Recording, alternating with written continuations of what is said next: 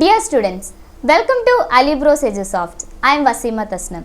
In this video, I am taking class 4, 8th standard NCERT Civics textbooks 5th chapter and its name is Judiciary.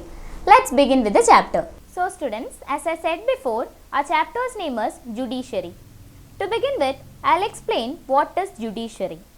Laws apply equally to all the persons and that a certain set of fixed procedures need to be followed when a law is violated. So, there are different kind of laws in the Constitution of India. Each and every citizen of India have to undergo through certain procedures to obey different rules and regulations in the country. To enforce rule of law, we have a judicial system. So, in the Constitution of India, we have rule of law. To establish this rule of law, there is a judicial system.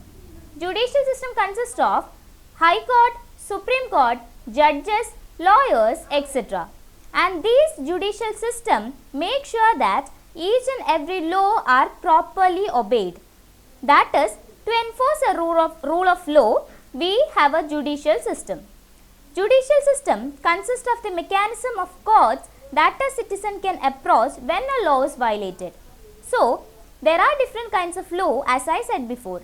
If any individual disobeys this kind of law, no other person can approach court against this. That is the nature of the judicial system of India.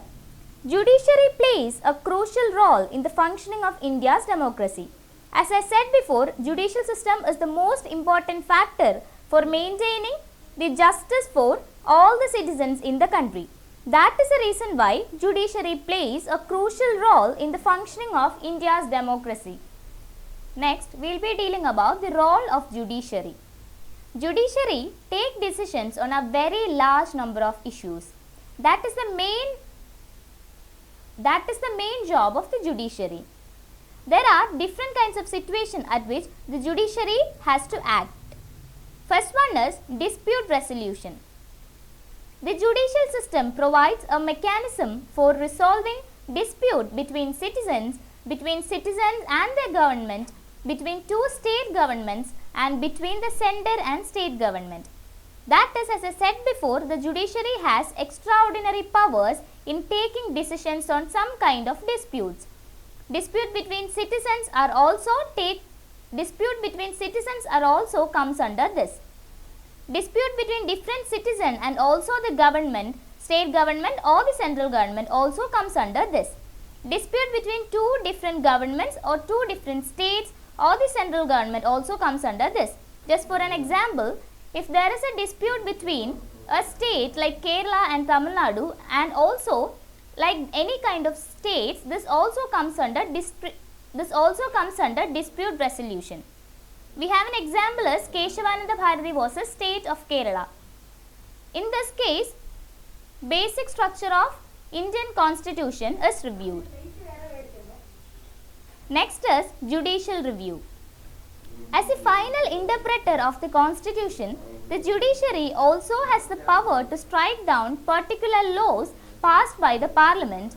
It believes that these are a violation of the basic structure of the Constitution. So, judicial review is that the judiciary has the power to check whether any law affects the basic structure of the Constitution. If some law takes place like this, the judicial system has the power to strike down such laws or take action against these kind of laws. Next role of judiciary is upholding the law and enforcing fundamental rights. Each and every citizen of India can approach the Supreme Court or the High Court if they believe that their fundamental rights have been violated. We have an example on this, that is Paschim Banga Khet Mazdoor Samiti versus State of West Bengal, and this occurred in 1996. Here it says about Hakim Sheikh, an agricultural labourer who fell from a running train and injured himself and whose condition got worse because several hospitals refused to admit him. On hearing his case, Supreme Court ruled that Article 21, which provides every citizen the fundamental right to life, also includes the right to health. So, therefore, directed the West Bengal government to pay him compensation for the loss suffered as well as to come up with a blueprint for primary health care with particular reference to treatment of patients during the emergency conditions. Next is Supreme Court of India. Supreme Court is the apex court of India. Supreme Court established on 26 January 1915 and that is our Republic Day. Federal Court of India was the earlier name of Supreme Court of India during the period of 1937 to 1949. It was earlier located in the Chamber of Princes in the Parliament House. The Supreme Court of India moved to its present building on Madura Road in New Delhi in 1958. Before, the Supreme Court was at Calcutta. So students, I'll end this video here. The remaining portion of the chapter will be taken on the upcoming videos.